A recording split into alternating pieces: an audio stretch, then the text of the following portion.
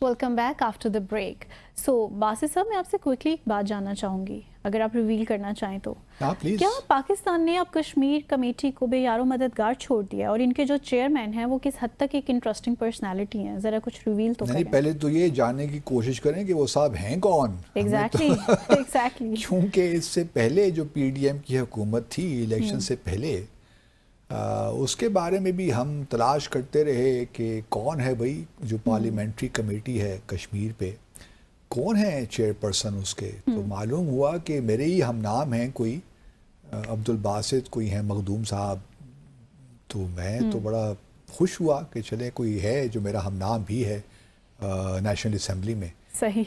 और फिर मैंने उनको कहा कि ज़रा आप हमें डिसाइफर पे तो आइए, ज़रा हमें सही। बताइए। लेकिन वो तशरीफ़ नहीं लाए, वो कश्मीर डिस्कस नहीं करना चाहते थे।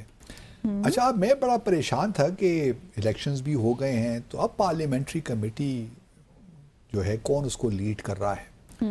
मेरा ख्याल था कोई बड़ा नाम होगा, ऐसे साहब होंगे जो कि नवाब नसरुल्लाह खान, मौलाना फजल रहमान या फ़खर इमाम, जो हमारे। लेकिन मुझे ऐसी कोई उम्मीद नहीं है। उसकी रीज़न ये है कि नून लीग के सर ये सेहा जाता है कि उनकी जो चॉइसेस हैं ना वो फॉल्स ही रही हैं, ऐसी रही है ना, क्योंकि कश्मीर के बारे में सीरियस नहीं है ना। ये सिर्फ कश्मीर का मामला नहीं है, सारा मामला ऐसे चल रहे हैं। खारिजा का भी देखा, दाखिला का भी देखा। अच्छा, चलिए कश्मीर पे मैं बताता चलूँ अपने नाज़रीन को, अगर उनको नहीं मालूम, कि एक साहब हैं राना मोहम्मद कासिम नून। ये साहब हैं जी पार्लियामेंट्री कमेटी के चेयरपर्सन, ये आप देख भी रहे हैं। सही।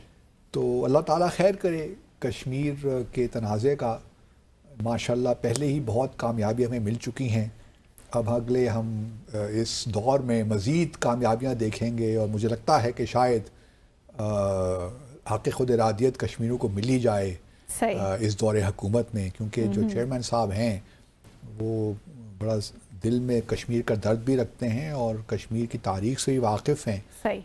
और इनका ताल्लुक़ पहले पीटीआई से भी रहा है, अब इन्होंने पीएमएलएन ज्वाइन कर ली है, और इनका ताल्लुक़ अब पीएमएलएन से है। सही। तो इससे आप अंदाज़ा लगा, और मुल्तान से ताल्लुक़ है इनका मेरा। तो आप माशाल्लाह अच्छा है, कश्मीर जिंदाबाद। और इनको शायद वजारत का वज़ीर का दर्जा नहीं दिया गया मेरे ख्याल में, क्योंकि ट्रेडिशनली जो लोग इस कमेटी को हेड करते रहे हैं उनको वज़ीर का दर्जा भी मिलता रहा है, क्योंकि कमेटी को बड़ी अहमियत हासिल रही है माज़ी में। So why not he? बात के साथ साथ कश्मीर कमेटी का रोल रहा ही ना। पहले लोग कश्मीर कमेटी के लिए बहुत कोशिश करते थे कि हमें कश्मीर कमेटी का आप चेयरमैन लगा दें, लेकिन अब वो ख्वाहिश नहीं रही, क्योंकि कोई डिलीवर तो कर नहीं पाते। इसको मजाक, तो मतलब जिसको कम से कम नवाजना हो उसको बना दें। चलिए कि जी आप चेयरमैन कमेटी हैं।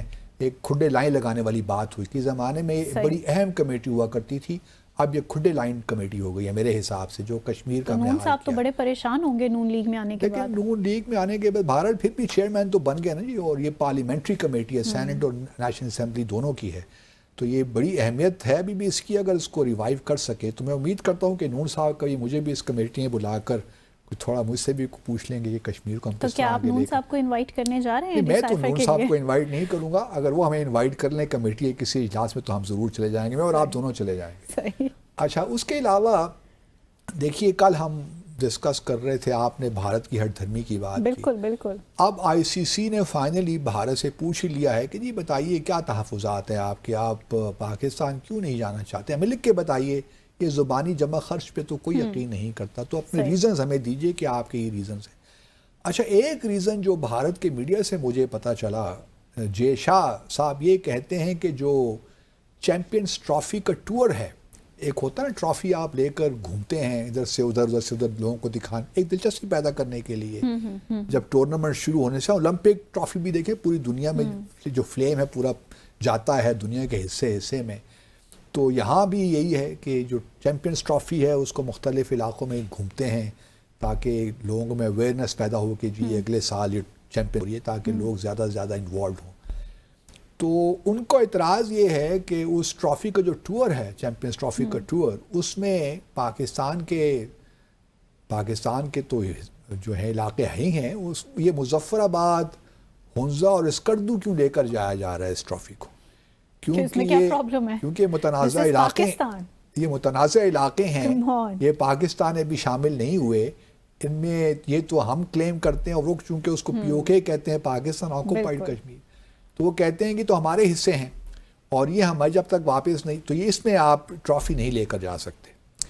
تو یہ اعتراض. اب میں یہ کہتا ہوں کہ دیکھیے نا، جے شاہ صاحب جس ہم نے گزشتہ روز بات کی تھی، پالیٹکس تو کر رہے ہیں نا. بالکل. اچھا، ابھی پچھلے کچھ عرصہ پہلے مطلب کبڈی کی ٹیم آ گئی، ٹینس کی ٹیم بھارت سے آ جاتی تھی، اب وہ کبڈی کی ٹیم بھی نہیں بھجوا رہے پاکستان.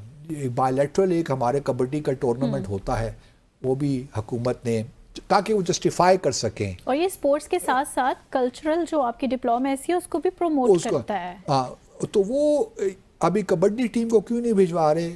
تاکہ جو کرکٹ کے بارے میں انہوں نے فیصلہ کیا نا، اس کو جسٹیفائی کر سکیں. اگر دیکھیں کیا کبڈی کی ٹیم بھی جاتی ہے؟ ہماری بھی جاتی ہے. نہیں، سارے علاقوں میں گھومتی ہے جو بھارت کی آتی ہے. نہیں، وہ تو اس لیے نہیں گھومتی نا، نہیں، یہ بائی لیٹرل ایونٹ ہے نا کبڈی کا، یہ انٹرنیشنل ایونٹ نہیں ہے. تو بائی لیٹرل ایونٹ کے لیے بھی کبڈی ٹیم کو روک دیا، اس کو اجازت نہیں دی. اسی طرح جو بلائنڈ کرکٹ ٹیم کا ٹورنامنٹ پاکستان میں ہو رہا ہے، ورلڈ میرے خیال میں ٹورنامنٹ ہے، اور یہ شاید اسی سال ہو رہا ہے نومبر میں ہی، اس میں بھی ٹیم ان کو بھی روک دیا ہے.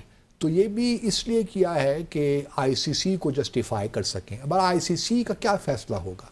دیکھیے، آئی سی سی تقریباً اگر یہ پاکستان اور بھارت نہیں کھیلتا، پاکستان نہیں آتا یا پاکستان نہیں کھیلتا، تو تقریباً $2 ارب کا نقصان جو میں نے سنا ہے یا پڑھا ہے وہ تقریباً ہوگا.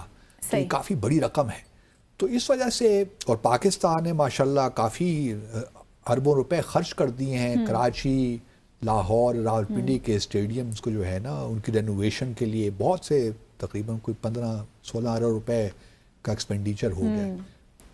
تو کافی کچھ خرچ ہو گیا پاکستان کو آلریڈی. بلکہ انڈر سرینا کے جو ہوٹل ہے اس کے نیچے انڈر پاس بھی ایک بن رہا ہے، اس نے بھی زندگی تباہ کر رکھی ہے ٹریفک کی ہماری. تو سوال یہ پیدا ہوتا ہے کہ اگر آئی سی سی یہ فیصلہ کرتی ہے کہ ٹھیک ہے جی، بھارت کے جو تحفظات ہیں وہ درست ہیں، تو یہ پھر کہاں ٹورنامنٹ ہوگا؟ ٹورنامنٹ پھر یو اے ای میں ہوگا. ساؤتھ افریقہ 2 ممالک کا نام لیا جا رہا ہے، لیکن ساتھ ساتھ اب نئی کہانی بھی شروع ہو گئی ہے کہ جی بھارت میں کروا دیجیے. صحیح. کیونکہ بھارت میں کروائیں گے، زیادہ لوگ دیکھنے آئیں گے، بہت زبردست کرکٹ وہاں پہ ایک لحاظ سے اس کو پوجا جاتا ہے کرکٹ کو. صحیح.